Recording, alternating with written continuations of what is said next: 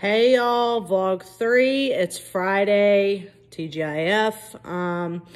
Today, Bailey had one of her little girlfriends over here at the house, and it's always cool to see her playing with a friend and building those relationships and being able to reminisce on when I was a kid and all those cool relationships you build as a kid and how meaningful those are. And I'm just really grateful that, we're able to provide an environment for her to be able to have relationships like that. And it made me start to think, I know, I didn't really know the process of, where I wanted these vlogs to start. I've just tried to be as authentic as possible with what's coming up with me that day. And today, I was really reminded a lot of my childhood and relationships that were built as I was younger, but it also reminded me of, how I even got to this point, and if you know me, I don't just think about something small. It's got 500 different things attached to it of, well, remember this detail. Well, what about that detail and this detail and that detail? So, I wanted to kind of qualify a little bit and go back to the beginning. I don't know if we'll have enough time for that tonight. Sorry, I'm getting a lot of emails and texts about work stuff. So, I wanted to be able to qualify because, for the people that I have met in recovery, it's been beautiful to know them in recovery. But, I tell them stories about who I was and what I went through before. But I think it's really hard for us to understand that when we know somebody now, we didn't really know them then. And it's hard to believe. I mean, people who know me are like, oh, yeah, I'm sure Erin could get really crazy. Yeah, they know that, but I don't think people really know how crazy it was unless they saw me during that time, unless they experienced me during that time. And so I really want to be able to qualify because I still think that there are people out there that haven't even identified that there is something wrong. I don't think that they have, and not even that it's wrong, but that there's something going on internally and you don't know what it is. There's help out there and there's hope out there. And I wish I would have known what I know now, but obviously that's another rabbit hole. I'm grateful for where I'm at in life because had I not gone through all of that stuff, I wouldn't be where I'm at today, so on and so forth. So, I grew up in a loving family. My parents were married. I went to Catholic schools. I had great relationships then until I started making poor choices. This is how I remember it. This may not be anybody else's truth, but this is my truth. And I remember, I had everything I could have ever wanted. I remember getting a pony when I was 7 years old. And I remember that was the first time I remember crying out of joy. And I remember seeing that pony with a big red ribbon on his chest. And I just remember crying tears of joy because it was one of the happiest moments of my life. Still is to this day. I got Pistol Pete. That was his name. Yeah, great. My pony's name is Pistol Pete. I think that's fitting. But I just remember the joy that I felt in that moment, and I just felt so alive and I felt so free. And so horses was really an outlet for me to be able to be good at something. I was good at riding horses. I was good at showing horses. And the reason I share that really is because it kind of goes into what I'm talking about. But I also remember being a little girl and just feeling lost. I'd hear, after I did great at, a writing show or something like that. And they'd be like, wow, Erin, that was so great. That was so awesome. Oh my God, you did so good at your basketball game. And I'm like, who are they talking to? Who are they talking to? Because I was so detached from who I was. I literally felt like I was an outsider looking in at this little girl and I had no idea who she was. And, this is some deeper stuff to, that is going to take some time to go into. But I really want to be able to share authentically of like where my alcoholism or ism started from is that it started way before I ever picked up a drink or a drug. Now, I did things very addictively, even from my younger years into my older years, and even still today. I don't even have drugs and alcohol to use now, but I do a lot of things addictively. I shop addictively. I obsess about things. Like, there's still those tendencies, even with being clean and sober. So just to kind of go back, in my mind, everything was okay. And I had good friendships growing up.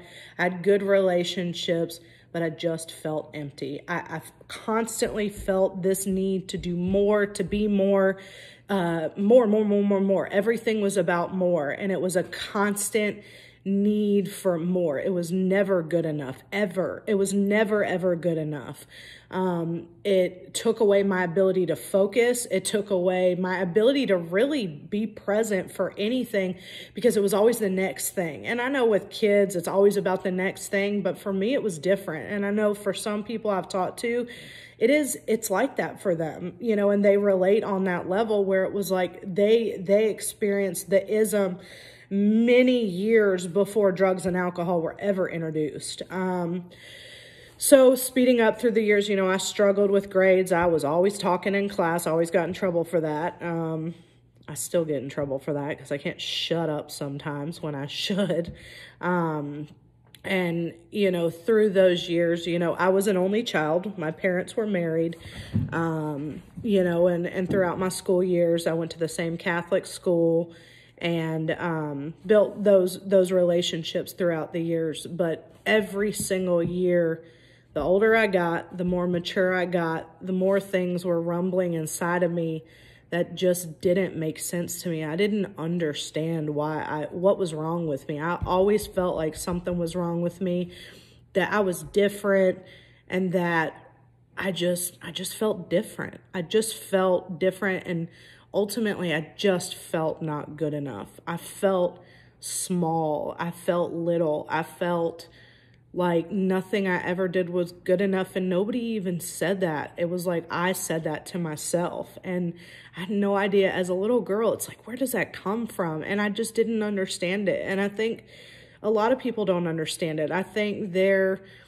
isn't enough education on like when it happens, why it happens. I mean, I know why it happens, and that's another topic for another day, but like, it was so lonely. It was so lonely. And I just think now it's like, I can't imagine a child feeling that way. I can't even imagine an adult feeling that way. And that's not to get like, oh, poor, pitiful Aaron or anybody, but it's like, I'm just saying in a general statement that it's a scary, scary, dark place. And to have to like feel those feelings as a child, like I think of the children in my life. I think of Bailey and I'm like, oh my God, like that kills me to think about that. No wonder my parents felt so terrible, hearing this and wondering this. And if you're a parent and your child is feeling this way, or if you're in recovery or you're struggling or whoever, and you feel this way, like I get it. I felt that way too.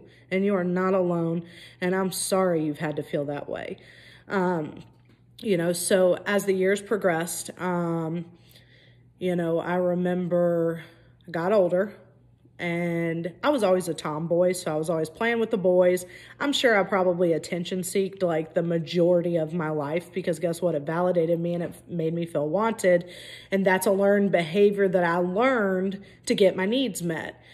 It's not that my needs weren't being met. That's just this coping skill that I had found that made me get my needs met in my mind, being this young child that really doesn't have a lot of coping skills in general. And, here, let me take this one. This is how I get this validation. I'm not like, oh, this isn't healthy. I shouldn't do this. Didn't really register. So as life went on, I remember going into, I think it was 8th grade, and it was, I think, the summer before my 8th grade. And that is when I found boys. And for people who are not willing to hear the real story, this might be the time to click off now. But the reality is there's a lot of people out there that are feeling a lot of shame and guilt, that feel like it's not safe to talk about it. And this one's for them. And this is for me. You know, if it feels uncomfortable for you to hear, then I would encourage you to click off now. You know, so as that year before the 8th grade happened, I'd met this boy and he gave me attention and I didn't even know what I was needing or missing. I had no idea. And, you know, none of the boys at school gave me attention. I mean, it wasn't like I was a tomboy and really in the school I was in, that wasn't like really a thing. You know, it just wasn't. I mean, other little girls would have their little boyfriends and who cares in 8th grade, but I guess it's a thing. But like I did, and I need to like not judge myself while I'm talking about it, because that's what my head is doing, is it's starting to judge me, because it's like, how could you be an 8th grader and want the attention of somebody? That's not real. So Aaron or self or whatever crazy mess is up there, stop, regroup, and talk about this, and it's okay. So yes, that was me talking to myself, because that's what I have to do sometimes. That's real. And I remember he gave me attention and it was like instant, like, oh my God, what just happened? I just got attention. And so I instantly lied, because I was smart, I guess. But like, where does that come from? To instantly lie to be something I wasn't. And so I proceeded to say, hey, I'm 16 years old. And I was 13. Like, instantly lie. Like, I was already learning these behaviors. You know, I knew that like my parents were strict and they would not be okay with this. So I think part of that was is that I know that this would not be something that my mom or dad would support. So like, hey, that was a piece of it, is I'm going to lie about this, because if I lie about it, then I'll get what I want. It was no longer about like needs. It was about, well, I want this. This makes me feel good, but somehow this need is being met. It's not a healthy way of meeting this need, but I'm going to go ahead and do it this way. And I was damned and determined. Anybody who knows me knows I'm damned and determined, and sometimes it's a really crappy choice, and sometimes it's a phenomenal choice due to my damned and determined mentality. But it also has gotten me in a hell of a lot of trouble. So that just kind of spun out. And yeah, it spun out, and the lie continued. And, you know, I continued to feed it. I continued to feed this person that wasn't real. I was a 13-year-old girl who was pretending like she was 16 years old because I was getting the attention and validation. And I know for people listening, you're like, oh, I can't believe she's talking about this. Well, I am, you know, because this is real life. And there's a lot of people out there that are broken, that did the same thing that I have done, that aren't able to talk about it. And it's like, this is real life, folks. Like, this is real life, but this is also in hopes that like, if somebody is heading down this path, there is still hope. There is still hope, because when I was making choices like this, I couldn't even comprehend what was 20 years down the road. Yeah, 21 years down the road, because I'm 30. No, I'm not going to do the math, because I think I just bombed it, and I'm going to make myself look really not smart. Math is not a strong suit of mine.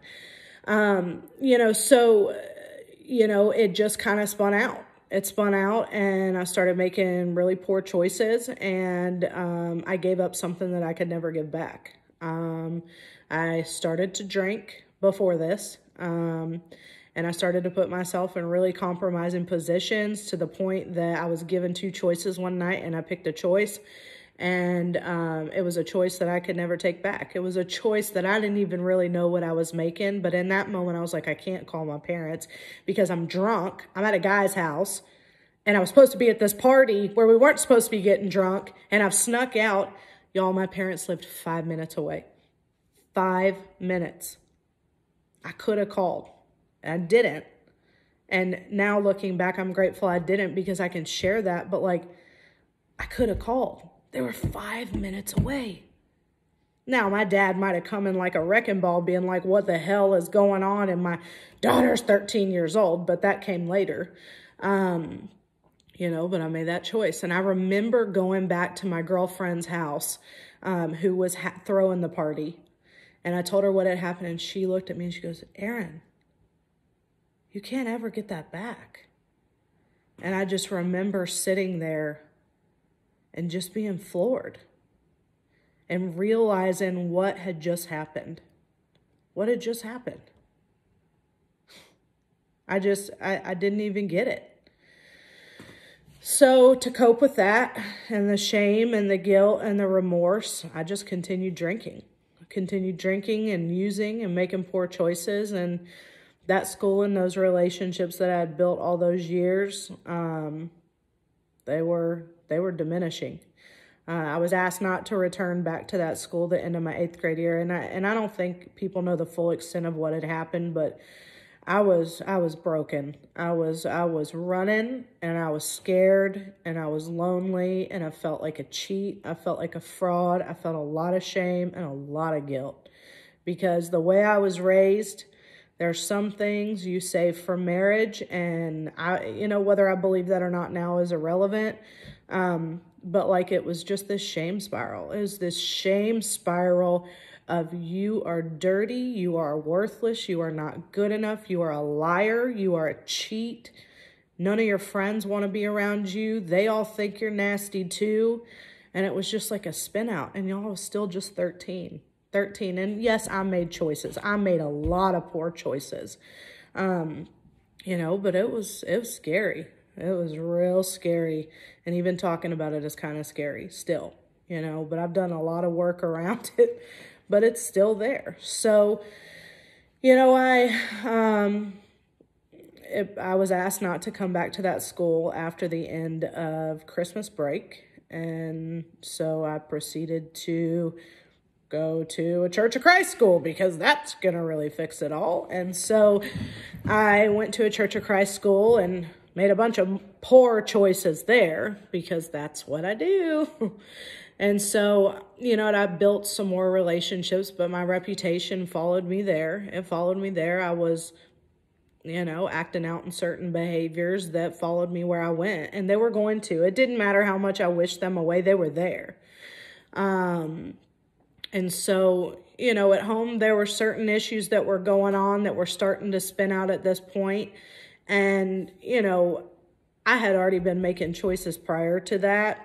But, that definitely didn't help the situation. But also, maybe I take more responsibility than I should sometimes. But I think it's really important for me to take responsibility where responsibility needs to be taken, because that gives me more power to then go back and say, okay, these were your choices throughout life, and this is how you can change these certain behaviors. And it helps me identify what is mine and what isn't mine. So at that point, I'll speed up through the end of my, 8th grade year. I had made some big choices that, people don't make till way later in life. And there's a reason they don't make those. They are not equipped to handle that. A 13, 14-year-old is not equipped to handle certain things in life, like on a mental, physical, and emotional level. That is not something at that age can they handle, And so I handled it as best as I knew how. I continued to make really poor decisions. I continued to spin out. I continued to act out in certain ways, get hooked up with certain people that were not going to support me in making good choices. I had some really awesome friends along the way that stood by me, and I still have those girlfriends today. They loved me for me. They were girls that had known me for years. One of them that I had gained that 8th grade year.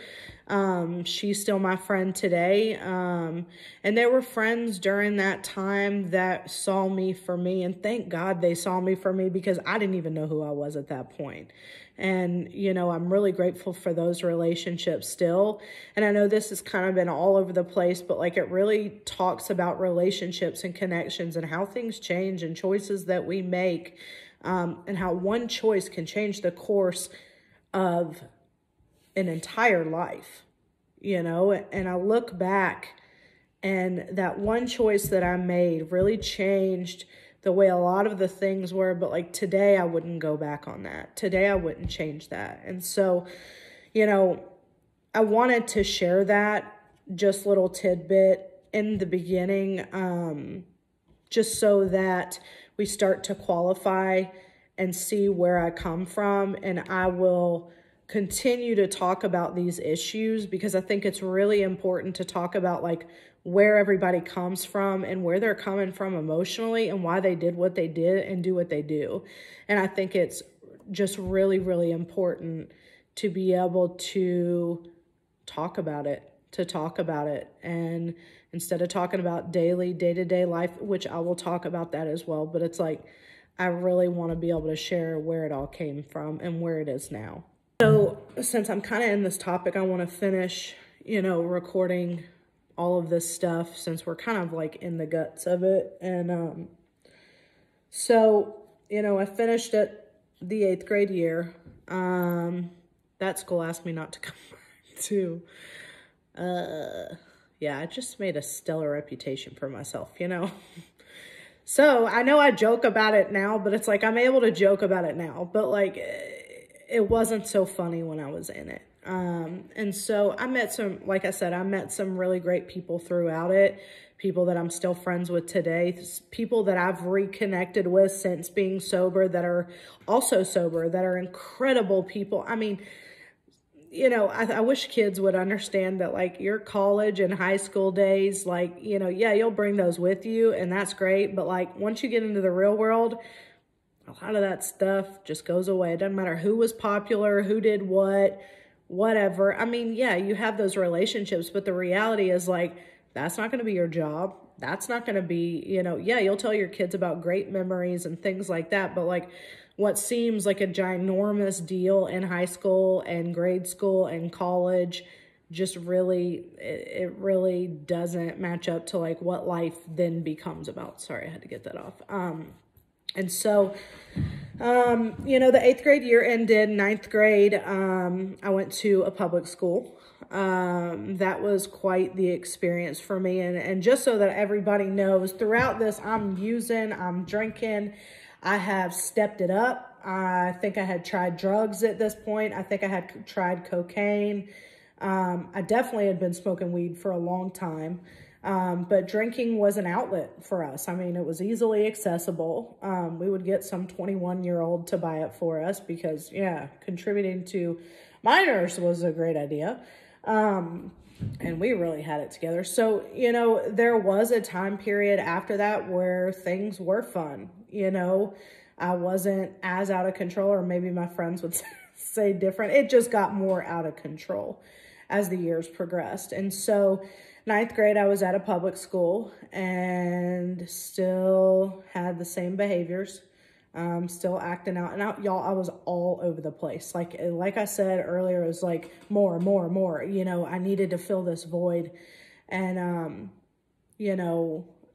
I forgot to mention that the bullying had started before this. The bullying had started at like the end of 8th grade because like I was interfering in people's lives and I am like fully aware of that. And I'll take ownership. I am no victim here, but I do think it's important to see both sides, is what it's like to be the person receiving that and where they're really at versus what other people are feeling. And I hurt other people along the way. Like, let's make no mistake about it. I hurt a lot of people along the way. And my parents didn't know what to do with me. I was sneaking out. I was, doing what I could do to make sure I did what Aaron wanted to do, and nobody was going to tell me any different. So 9th grade happened, and like I said, I was making poor choices. I was getting phone calls from people that would say, you need to kill yourself. You need to kill yourself, you worthless whore. Remember it like it was yesterday. And for me, they were just reconfirming what I already thought about myself. So that didn't make it any better. So, I was getting those phone calls. My house would get egged. I remember one time dog crap was lit on fire on my front porch. And I mean, yeah, it's kind of comical now, but it's like when that happened during that time frame, like it was like I had opened up a can of worms that I wanted to just go away. I wanted to go away. I wanted to disappear. I wanted to literally disappear and never come back because I felt like the worthless piece of scum that they were telling me that I was. And listen, kids can be mean, and if you are experiencing bullies, I would challenge you to inform the school staff. They do it. They treat it a lot differently these days. It's just a lot different. It's it's still pretty terrible these days, but like, so the bullying was going on, and it would be when I was passing in the hallways, I'd have girls look at me, give me dirty looks, pass me notes. I'd have them whisper stuff in my ears. I'd have them try to fight me, and I would try to fight people too. So let's not, I'm not like queen victim over here. But I also feel like it was just one thing after another, and it continued and continued and continued and continued, and the drugs and the alcohol became more and more and more. So at this point, my family had sent me to a level 4 lockdown facility because I was out of control. I would have blackout rage. I would get so angry, and all of it resulted from this like feeling of just wanting somebody to understand. Wanting somebody to understand the pain inside that was so deep and so painful. I just wanted somebody to tell me why I was the way that I was. Why was I making these choices? Why was I wrong? Why was I doing this? And nobody could tell me because I couldn't even identify what was wrong with me. I couldn't even identify that I needed somebody to tell me that everything was going to be okay. And so I would get so angry that I would completely black out and rage. I would be told about stuff, but like, I don't remember some of it because I would get so angry. And it's like, as a kid, like, where does that come from? And it's like, it was so scary. And even thinking back now, I'm like, oh my God, that's just crazy. So I went to a level 4 lockdown facility because I was out of control. Absolutely out of control. And there's a lot of stuff I haven't mentioned. It was just out of control behavior. I was, like I said, sneaking out, making poor choices, just doing like insane things and really putting my life in risky positions. I think I had tried ecstasy at this point too. I think maybe I was like 14, 15 at this point. Like, I was out of control. My parents were still married at this point as well. And, I would try to turn them against each other, whatever the case may be. So I went there and, and that was pretty intense. That was crazy. I was one of the only kids that were there that wasn't court ordered there, that hadn't been in trouble with the law, which, was my reason of why I was different. Don't give me any excuses because I'll find a reason to be different. And so I went there, and that was a really scary time.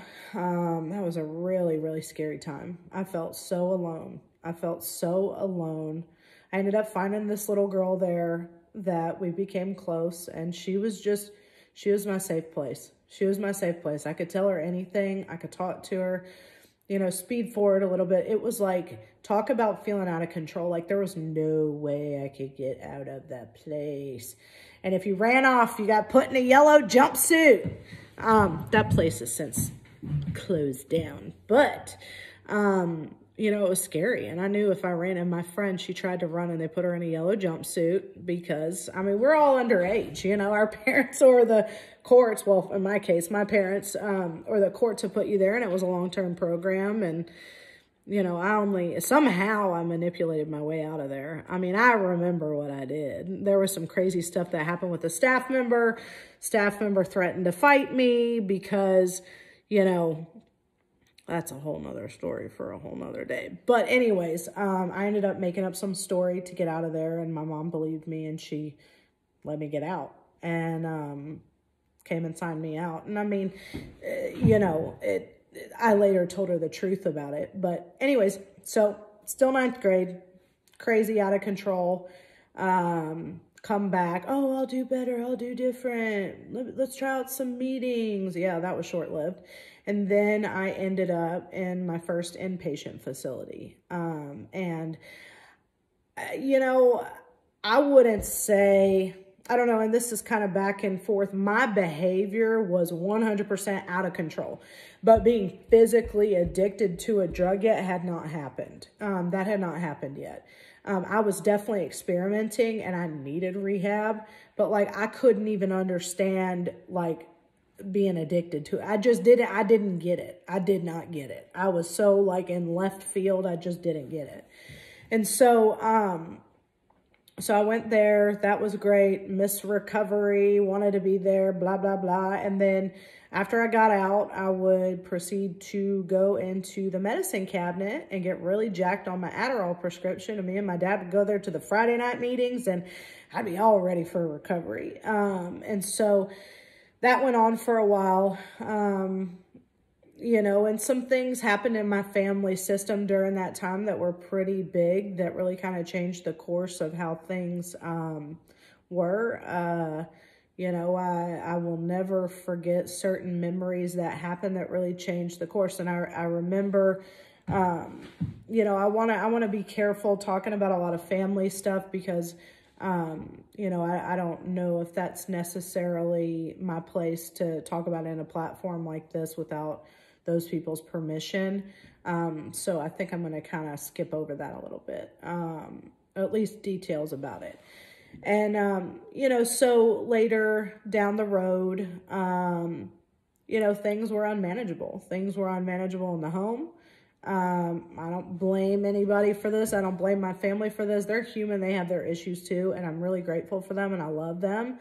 You know, we all have our issues, you know, we all have our issues. And so, you know, I'm still acting out in all these behaviors at this point, and I end up finding this boyfriend. And in my opinion, this boyfriend knew a lot of people, and all the people that were horrible and said horrible things stopped because I was with this guy now. And I had one girl who apologized to me and she said, "I'm so sorry for the way we treated you. We were all doing the same thing you were doing. You were just easy to blame." And I was like, well, I mean, I appreciate that, but like the reality is the damage was done. You know, all the bullying that had occurred during this time, I always felt like I could never get ahead, ever. It was like one thing would happen, I'd make a crappy choice, and then I'd have people blowing up my phone, and everybody in the town knew about what happened. And, well, did you hear this? And y'all, this was before like cell phones and internet. Like, I don't even know how these kids deal with the cell phone and internet stuff these days. Like, I'm like, mind blown. Thank you, God. Thank you, God. And so, you know, that was good. I was with him for, I don't remember, a while. And that relationship was really unmanageable. That was a lot of emotional abuse on both parts. Really just crazy. That was my first like real long-term relationship. I made some really poor choices during that time too. We did a lot of cocaine, and a lot of partying. I was always the youngest. Everybody else was older than me. So like I had I just had a lot of access to stuff I shouldn't have, but you know, that's just where it was. And I made the choice to continue to be in that environment. And so, you know, I'll never forget it as long as I live, the night that we could not get cocaine. And it was, well, I can get Oxycontin. And I'm like, I'd tried Loratabs before and used here and there and was like, okay, whatever. And I remember getting Oxycontin that night and I never stopped. Never stopped. The way that it made me feel, I felt like I was Superman. I felt like I could do anything. Like I can still remember it today like it was yesterday. Like no time has passed. I can remember where I was. I can remember the color of the room. I can remember everything. And that started the ball rolling, folks. You know, Oxycontin took me to a whole nother level. It took me to a level that I had never been before in my life. And it made me feel like everything that I felt inside went away and everything was quiet. This was quiet. And that's really ultimately why I had been doing everything for so long, is because I literally couldn't run far enough away from what was going on inside my head. and the terrible messages that I was sending myself, and I had no solution because I wouldn't allow for a solution. So, you know, speed that relationship up. A lot of other unmanageable stuff happens. I then end up getting into an abusive relationship. Let me rewind. My parents then got divorced at 16, and my ball was already rolling. So it's like that happened. My grandparents both died right back to back. You know, then other stuff in the family system happened, and it was like literally everything I knew came crashing down. And again, I am not the victim, and I have learned that now, but like, this is the true story. This is the real story of, from my perception, what happened and how it affected me. And I'm not going fully into detail because I'm just not ready for that. And I don't know if everybody else is ready for that, but I feel like this is really important for me to speak my truth and explain kind of what has gone down. And so, you know,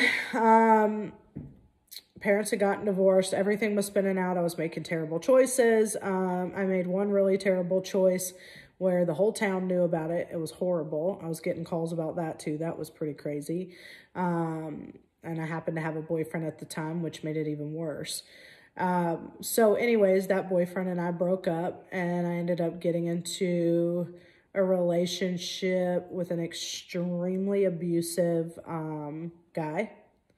I was warned, but, you know, the badder they were, the better.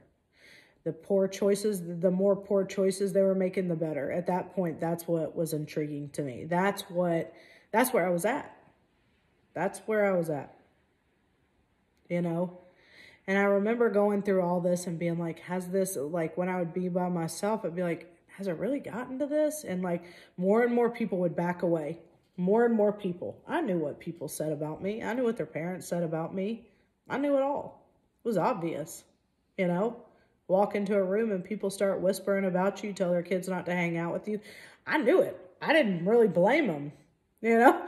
Now as a parent, I'm like, oh my God, dear God, I was a terrible influence. And just, you know, really down a dark path. I just think that, you know, nobody really knew how dark it was. Nobody really knew how sad I was. I mean, my family knew it. My mom would always say, why are you so sad? And I didn't know why. I didn't know why. And I didn't know why I was making all these choices. It was like I would commit to make different choices, but I just didn't know how. I didn't know how to be better or be different. So I was with that boyfriend for a while. I always said I would never let somebody physically hit me, and definitely broke that promise. And I remember being, you know, in an abusive relationship, and that was pretty intense. That was intense. Talk about feeling a level of powerlessness that you never knew you could feel. And I remember I had a friend at the time. She tried to get me out of there, and I got out of there for a little while, but that didn't work.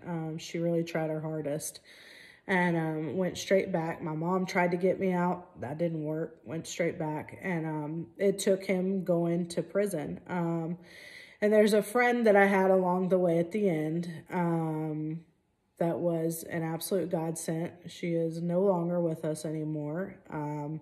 But I will forever be indebted to her because I had seen her and I had a black eye, and she asked me where I got it, and I lied, and she's like, okay. And I'd previously called my mom a few days prior telling her that I needed food, and she had come to the place where we were at because this boyfriend was on the run at the time from the police, which now I'm like mortified thinking about that. I'm like, oh my God. I can't even believe I did a quarter or even a smidge of the things that I did. I'm like, oh my God, it like gives me anxiety thinking about it.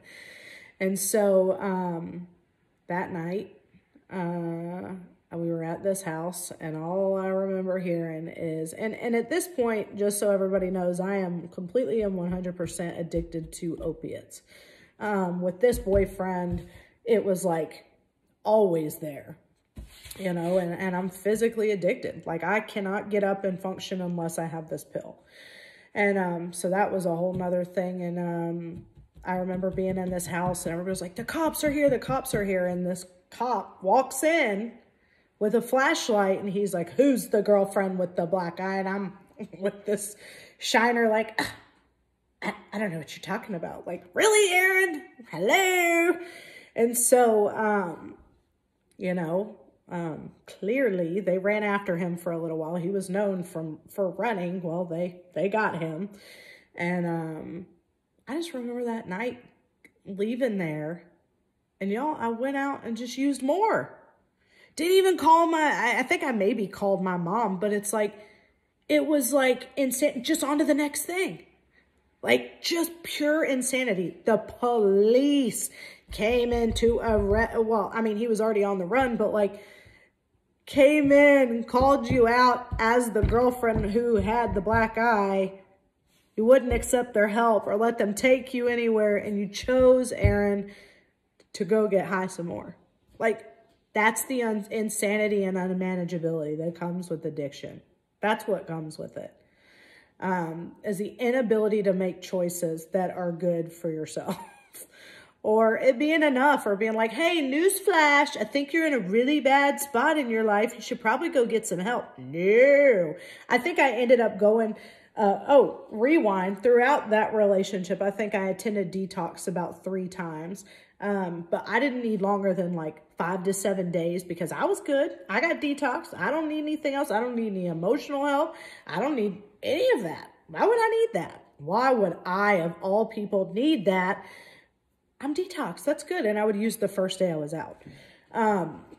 So anyways, you know, went out that night, yada, yada, came back, and then it just continued, and the spin out continued, and the spin out continued. And he was in prison at this point. So that was literally the greatest blessing, is that we were completely cut off. And I'm so grateful to my friend for intervening when she did, because I think she saved my life in many ways. I don't know what would have happened. I think it would have gotten so much worse. And that's not even the end of the story. So, you know, I was living at my mom's house at this point, just like in and out, crazy, all over the place. And, you know, at that point, I think I had tried crack cocaine. Yep. Shocker. I mean, the people who know me know this, but that's the truth. And so, yeah. Talk about reaching an all-new low. An all-new low. And I grew up in the day where they used to have that commercial where this is your brain on drugs, where the skillet's frying in the pan. And I'm like, I will never be that person. And here I am in a crack house. How did I get here? How in the world did I get here? So that continued for a little while. I think I ended up going to treatment again and stayed there for 30 days. That wasn't long enough. I was definitely not willing to follow any recommendation, because why would I? I didn't need any of them. I was Aaron Wade at the time, and I've got it all figured out.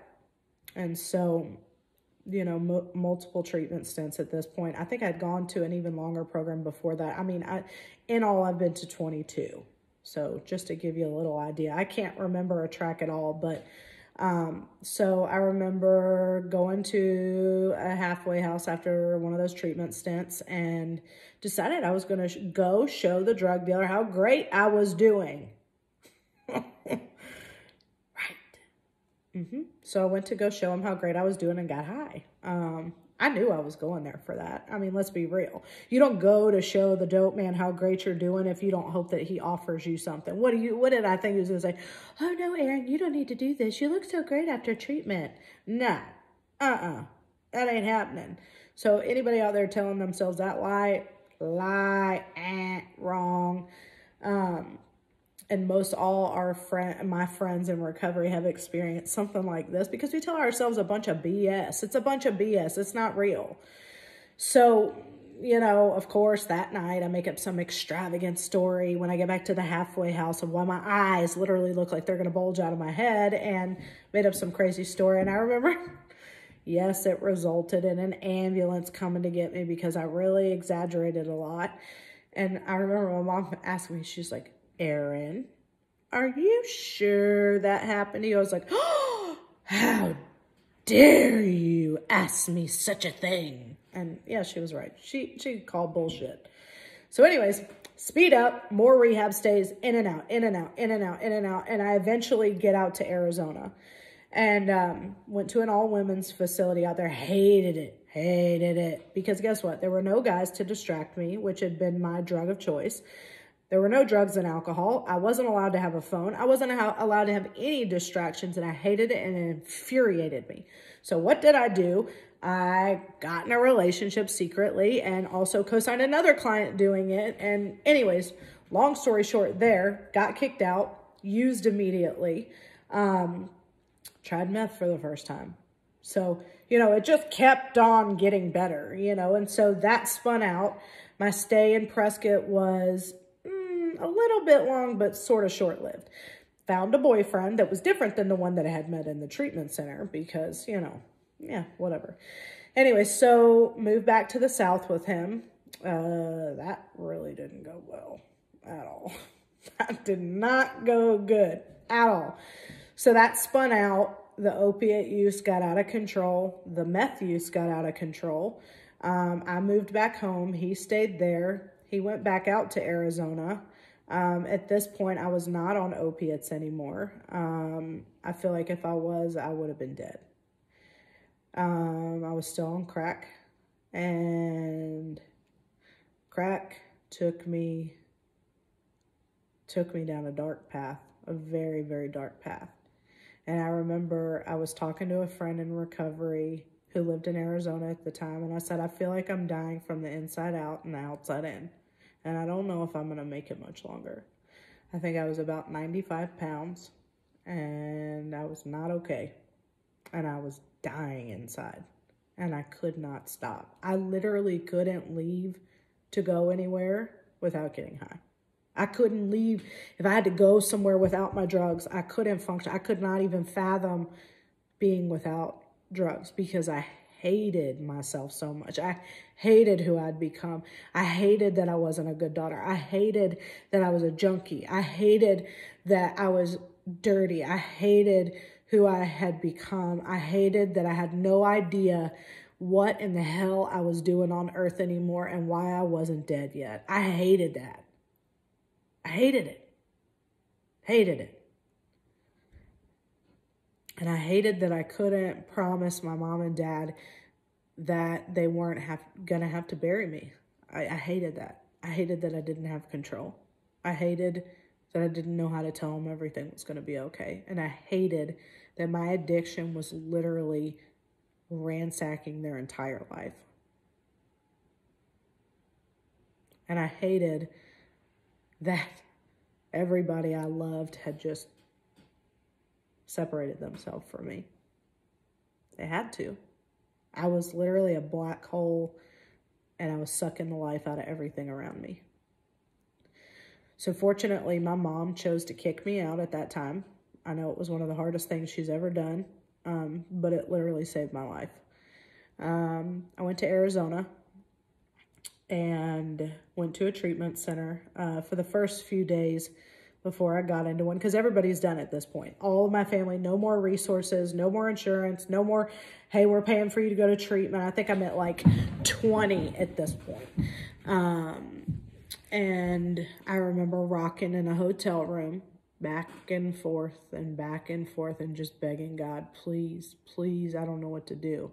And I'm in Arizona. I'm a long way from home. I know people in town, but like I've been gone long enough where I don't know that many people, but I know enough people. And I just remember using one of the medications I had at the time. It was Ritalin, and using it and just feeling horrible, just feeling terrible. And so, you know, I ended up meeting this man, God rest his soul, and he got me into a sober living. It was the only cash I had left. I had used somebody that was very kind to be able to pay for that, because that's what we do in our addiction. You know, a lot of people don't talk about this, but the reality is we will use anything, anyone at any time to make sure that our addiction is fed. So I went to that sober living. That was fine for a little while. Got kicked out of there because I get kicked out of everywhere. I'm really not an easy person to be around.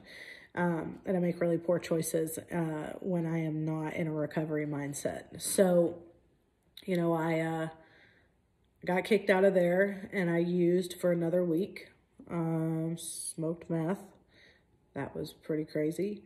And then I was let back into a facility. I had a family member a random family member that decided to help me go to treatment. And they paid for it. And I got kicked out of there too because I decided to get in a fist fight with somebody because that's what people do. Not Aaron. Got kicked out of there. Along this path, I had, I got kicked out of there. I had met Justin along the way, and he wouldn't tolerate any of my crap. He was the first person that held me accountable. And mind you guys, if we're still looking at this, I don't know if I mentioned this, but the boyfriend that I was with back in the South had already gone back out to Prescott. So I had kind of followed him out there. So he's in treatment at this point. And of course I had met Justin, and I had no idea what God had in store for me with Justin. I had not a clue. I had no idea at that point that he was the love of my life and that I would be spending the rest of my life with him. I had no idea, because at this point, I still don't even know who Aaron is, and I share this because it is a frequent thing told in recovery. Don't get in relationships. And I still am adamant about that because there's a lot of things that I needed to address then that I didn't address till later in life. And again, I don't want to rewind on my story because that's my story. I don't regret any of it, and all of it is used for the good today. So I'm very grateful for that. And I feel like maybe that's what God needed to show me to get me where I'm at. So, ultimately, I had gotten kicked out of that treatment center, and, because that's what happens when you put your hands on somebody else, and because that's just not cool. So got kicked out of there. And, for me at this point, I was tired. I was so tired, you guys. And when I got kicked out of there, I genuinely thought I was going to use again, and I didn't. And I've been sober ever since. And it has been one of the most incredible journeys, but it has been one of the most hard.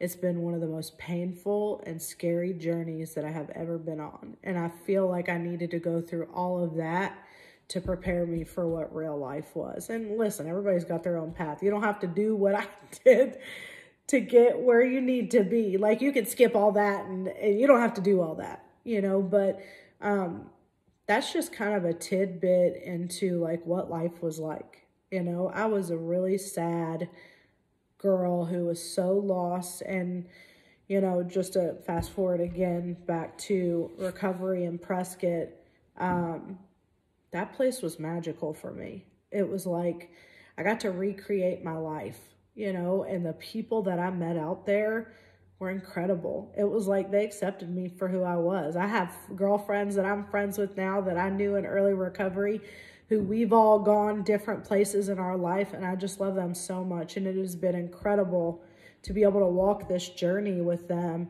and to be able to share our lives together. So, Justin and I remember, I don't think he thought I was going to get a year sober. And he's like, if you get a year sober, I'll propose to you. I got a year sober, but he proposed to me. And surprise, a week later, we found out we were pregnant with Bailey. And due to some things that had happened in my using days, I didn't actually think I could have kids. I don't think a lot of people know that, but now you know. And so it was a miracle. It was scary because we were not prepared.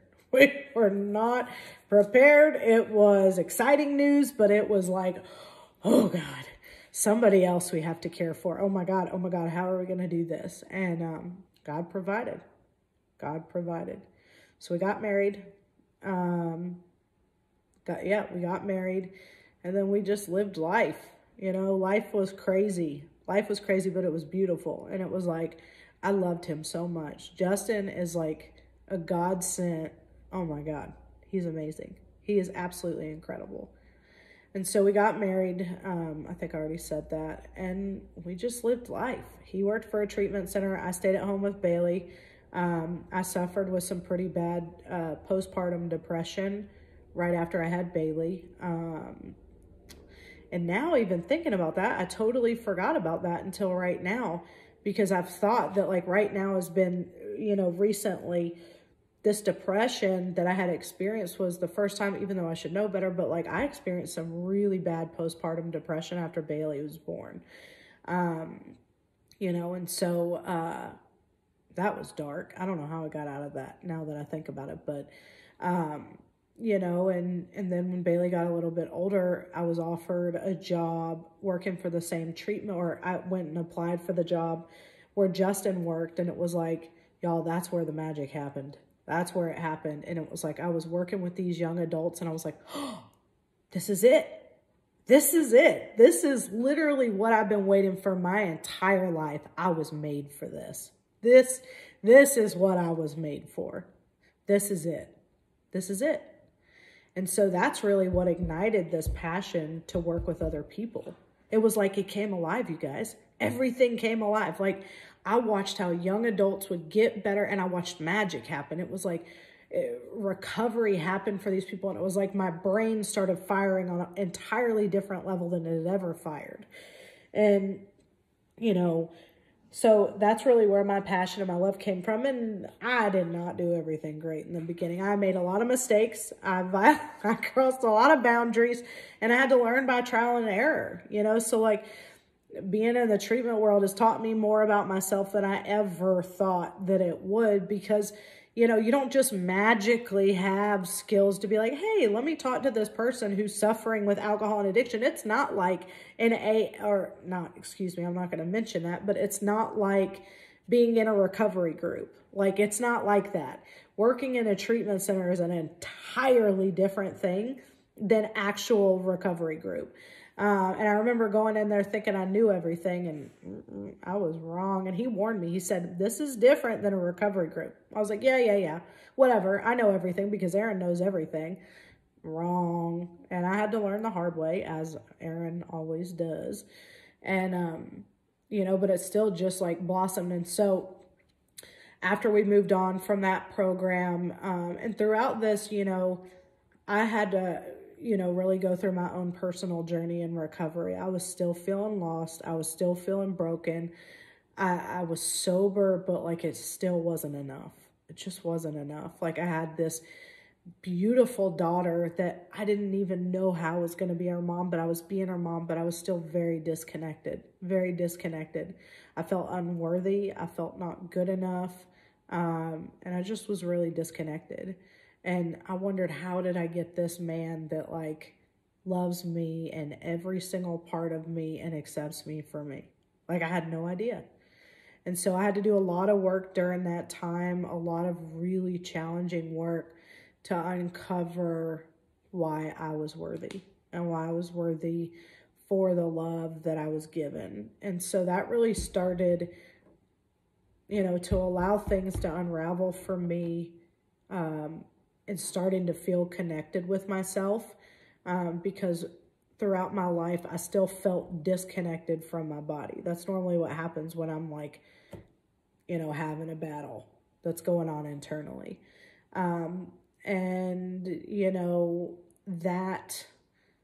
We moved back up to Prescott after we worked for that facility, and, I'd worked for another place for a little while, and then I was like, I had been wanting for years. I'm like, I want my own treatment center. Like I knew what I wanted.